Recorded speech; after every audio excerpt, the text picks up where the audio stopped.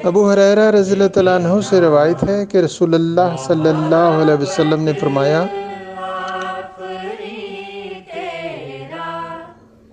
बेवा औरतों और मस्कीनों के लिए मेहनत और कोशिश करने वाला अल्लाह की राह में जहाद करने वाले के मानद है। और उस शख्स के मानद है जो रात भर क़याम करता और दिन को रोज़ा रखता है।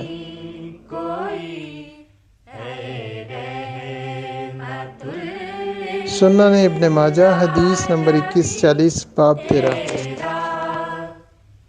जरा इस इत्तेहाद हुस्न उल्फत